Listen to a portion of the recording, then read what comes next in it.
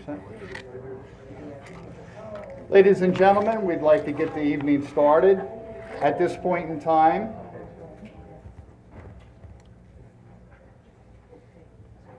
I would like to ask the ever so handsome NJROTC cadet Lieutenant Commander Michael Daniel if we would all stand and he would lead us in the Pledge of Allegiance.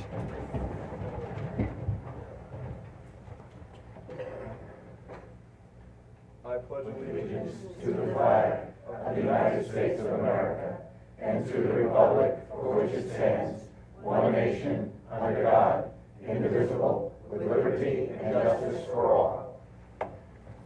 Thank you, and be seated. At this time, I would like to ask County Legislator Al Krupski to come up to the podium and introduce our town supervisor. Thank you. Thank you. Good evening, everyone.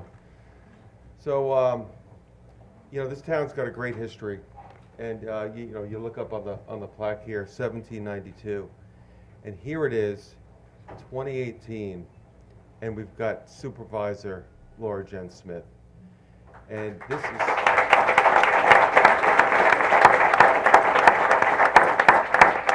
I don't see her. I assume she's here. We think she is. Oh, okay. She took your seat in this standing room only. So it's such a good town, with, like I said, with such a good history, and there's so many good people here. And like every town, there's challenges and there's issues, but I know that if everybody works together in the town, you'll more than meet those issues working together. So without further introduction, now that you've been identified and located, Supervisor Laura Jen Smith. She is here.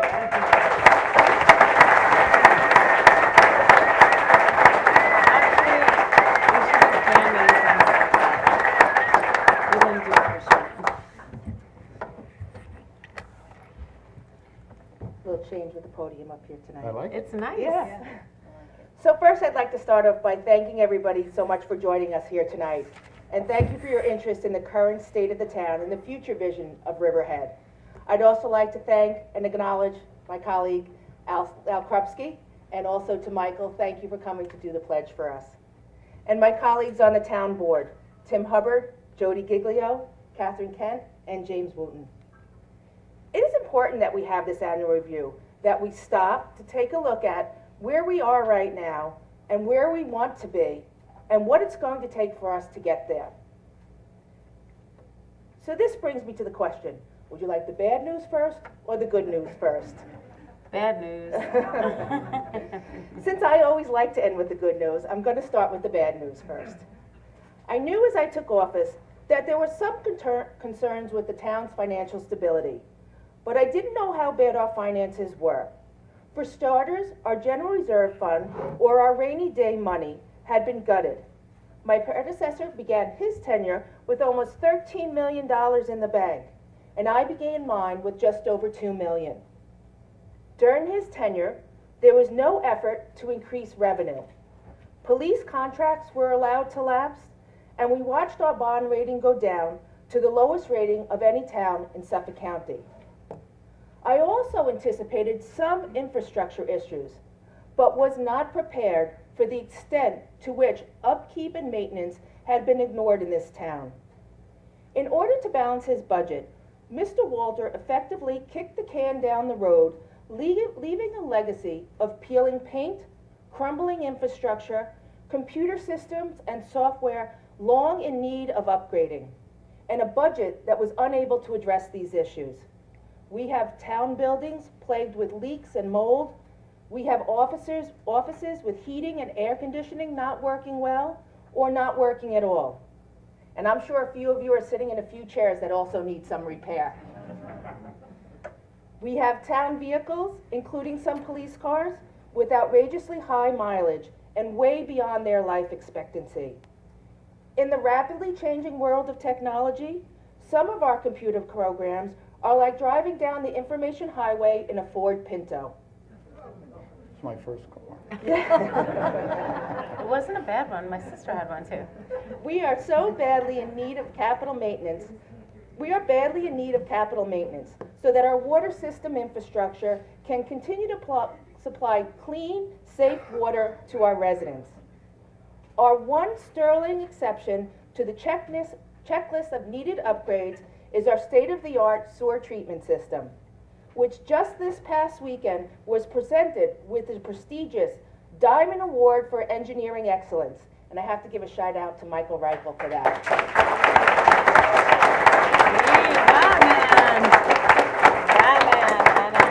Batman, standing ovation. Aside from earning kudos from the industry, our wastewater treatment facility gives us the ability to reduce nitrogen discharge into the bays. Protecting our waterways and environment is not only critical to our own health and well-being, but key to the sustaining a healthy tourist industry. But even our celebrated storage system has issues, as there was no plan in place to pay off the massive debt incurred to build it. Our courthouse, located inside our police department, has outgrown its space. We're currently exploring and weighing costs of expanding or relocating our justice court to better serve its purpose. Under my predecessor's budget, our policemen and women who serve our community have been serving it without a contract for over 2.5 years. Immediately on coming into office, I began contract talks with the PBA and the SOA. But we're going to need to fund catch-up retro pay and cost of living increases. They were also left out of my predecessor's 2018 budget. I know this sounds bad, and I guess you can imagine how I felt when I walked in and discovered all of this. But since then, I've been working hard to change the tide. We're proud to support our police force, proactively addressing a multitude of safety issues, and to assist them in better serving the entire community. We'll soon be implementing a Spanish language support program. Recognizing that we can be more effective by working together, we're in the process of placing a school resource officer on site at Riverhead High School.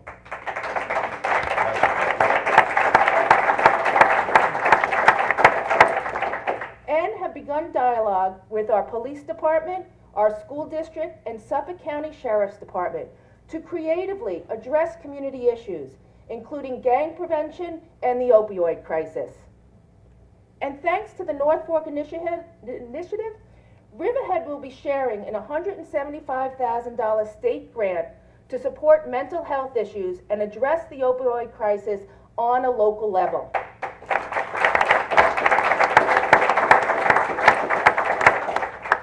And just as a team of doctors provide better health care, it makes sense to bring together people or departments working in similar areas. The tri-board meeting of the town board, the planning board, and the zoning board, and our land use development management department was the first step to boosting productivity and communication. We're exploring more ways to increase communication efficiently and productively throughout our town government. New software in the town clerk's office will significantly save time and money. And adding a bilingual staffer will translate to better service. A more responsive, less expensive phone system will better direct callers and help save thousands of dollars a month. Switching street lights over to LED bulbs and reducing power usage in the off hours are just a few simple and smart energy savers in use or on their way. And an upcoming energy audit will point out additional suggestions for future savings. The new approach in Town Hall is to make decisions with an eye towards savings. The goal being to maximize our tax dollars while giving our employees what they need to do their best job possible.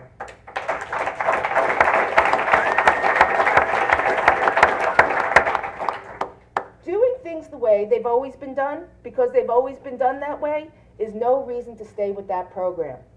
We're looking to save money, we're looking at saving time, and we're looking at putting common sense to work. Before the new fiscal impact statement requirement, Resolutions that required spending were voted in without knowing where the money was coming from. And as a result, projects that were at risk to be delayed, stalled, or sidelined. Now, because the funds had not been allocated, now the money must be available and earmarked before projects can be approved to move forward.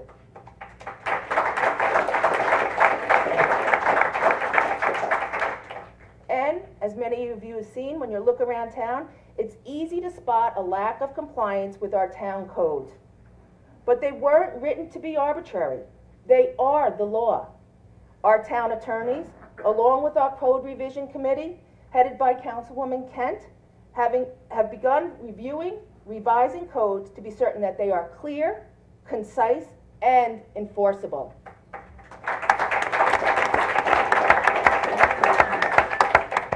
After January's first blizzard, the bomb cyclone, which was in my first few days of taking office, which was very exciting, revising our snow code resulted in shoveled sidewalks after all of the following snowstorms that seem to be continuing and continuing and continuing. We can't stop Mother Nature. Sidewalks being cleared, very good. We can't stop Mother Nature, but we can make getting around easier and safer for pedestrians and drivers. And as a result of our tri-board meeting, we've added a new chapter to clarify our environmental review process. We're cracking down on landlords who knowingly permit tenants to live in unsafe, overcrowded housing. We've clarified our parking restrictions, reduced the penalties, and made it easier by setting up online ticket payments. Next up, we're expanding our code enforcement staff so that we can actively bring all town codes into compliance.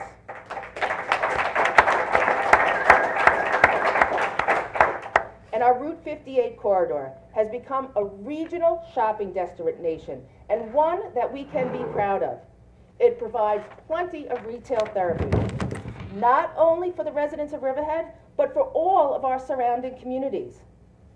But with online sales posing a threat, some of Route 58's big box stores have already shuttered, and more may in the future. So we're looking far ahead, proactively exploring ideas for alternative uses and tenants, if it comes to that. And just as Costco and BJ's built a business buying in bulk, we're taking a page from their book and joining in the shared services program with Suffolk County.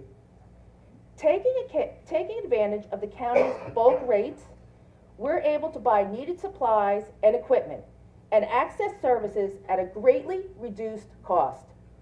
Plus, it further cements a reciprocal relationship with the county, which could be additionally benefit in the future. I also want to create a solid partnership with our local business community. Coming into office and hearing repeatedly that many local businesses had not felt supported by the town, I want them to know that my door is always open to listen and assist whenever possible.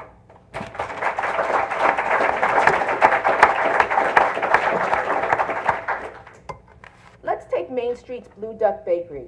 With construction beginning for Riverhead View Lofts, we heard that they were concerned about the loss of Main Street parking spots.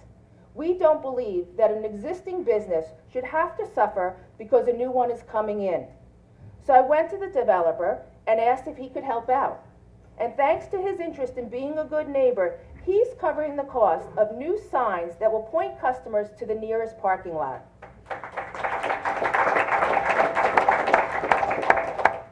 And Blue Duck Bakery is just one of our unique Main Street businesses.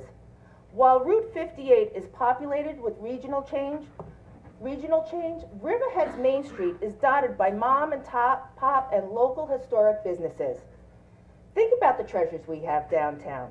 The nearly 100-year-old Star Confectionery, better known as Papa Nick's to most. The beautiful Vale Levitt Music Hall, the historic buildings on our East End Arts grounds, Sonny's Riverhead Grill, our wonderful Suffolk Theater, and the newly restored Preston House.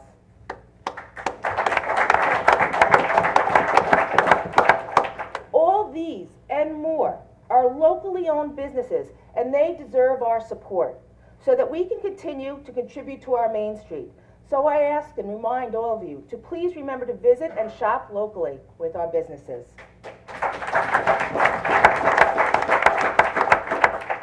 And Main Street's newest addition, the Peconic Crossing, will be offering affordable artist housing and even an art gallery for residents. We're working to get the word out. So Riverhead's newest downtown apartment complex will also help expand our downtown arts community. The downtown district should be the heartbeat of Riverhead. In moving forward, we're taking a step-by-step approach to revitalization. We're marketing creatively and proactively to attract commercial, retail, and restaurants. We're adding wayfaring signs to welcome visitors and point the way to our features and attractions.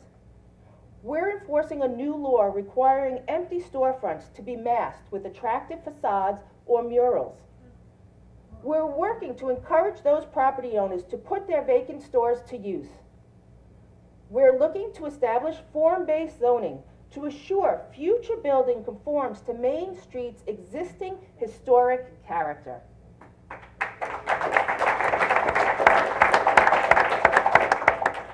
We've just gotten a grant to make a downtown parking plan, and we've also begun to address our downtown parking problem, requesting that hotels and apartments develop to provide their own on-site parking for their residents.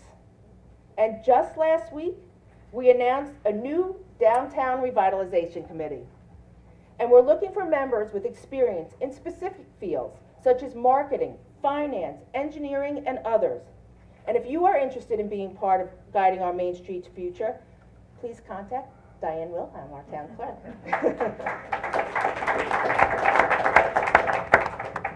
A short walk from Main Street and steps from the Riverhead Library, Suffolk County Courthouse, and our Historical Society sits the sadly blighted Riverhead train station. To get back on track, we're working to find a beneficial use for the currently shuttered station that would also boost the surrounding areas. We're talking with the MTA to add to the summer service expansion and to continue through the height of our fall season with additional trains.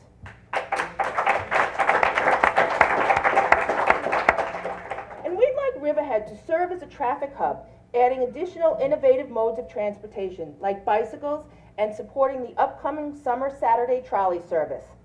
And knowing that we are not the only community looking for answers, we're working with Southold Town on our traffic challenges. Riverhead's history is steeped in family farming, but many of our farms face the challenge of remaining economically viable.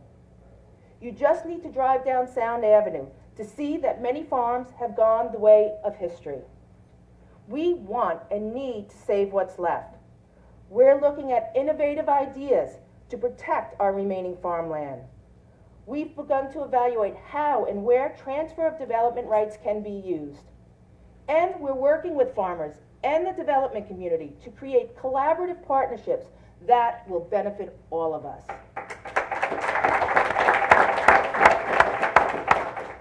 Our website, townofriverheadny.gov, is another portal to our open and transparent government. It's where you can find, among other things, all the documents pertaining to the EPCAL contract with Illuminati and 555. The sale of EPCAL, the former Grumman facility, has been one of my biggest challenges coming into office. As many of you know, I did not negotiate the contract of agreement for the sale of EPCAL, which is the largest undeveloped industrial property in the Northeast. But I am charged with conducting the qualified and eligible hearing to vet the purchaser. The Q&E is a process, and as town supervisor, I have an obligation to this town to have the confidence in the commitment and the ability of Calverton Aviation and Technologies and their principal owners, 555 Real Estate One and Illuminati Aerospace, to carry out the intended development plan. The only way that we can deem them qualified and eligible is to be solidly assured that they will carry out the intended development plan, which includes restoring the runways, building out 1 million square feet of commercial and industrial space within the next 5 years, and to show us that they can create real, sustainable jobs in the aviation and technology industries.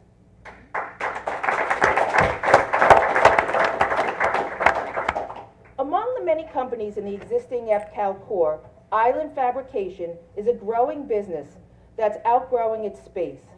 We're working with them on creating options to do whatever we can to keep their business and their jobs in our town. And on the way to joining the EPCAL core is Pecana Care, the new rehabilitation center. It has been trying to open in Riverhead for nearly a decade. In less than 2 months in office, we met, listened, and gave them the go-ahead. Now, they're ready to start construction and will soon be providing high-paying jobs for the Riverhead residents.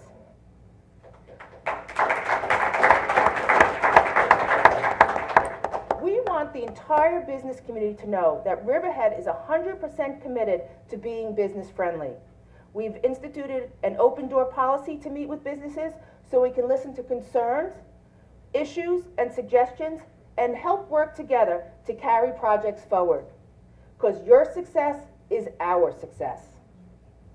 The same open-door policy and willingness to listen extends to our entire community.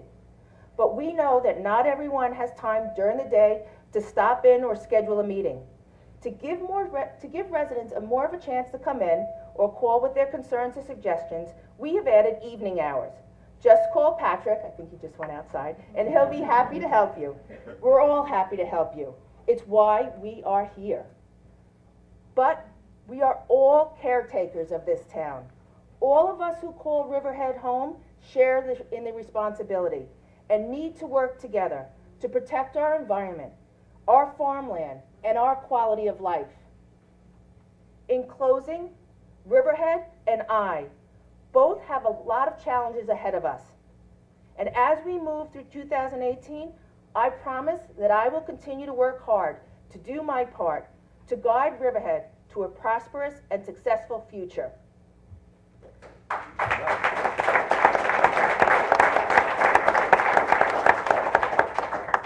But no one can succeed on their own. So I would like to take a few minutes to thank a few folks.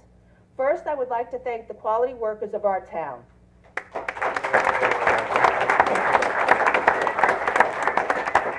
My wonderful staff, John Marafino, Patrick Durenz, and Cindy Clifford. I couldn't do what I do without them. And to my fellow colleagues, James Wooten, Catherine Kent, Jody Giglio, and my Deputy Supervisor, Tim Hubbard.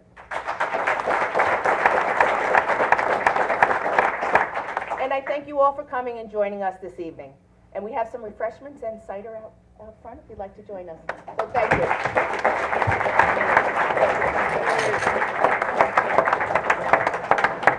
You almost knocked me down there, woman. Yeah. Spin that chair around and come here right like that.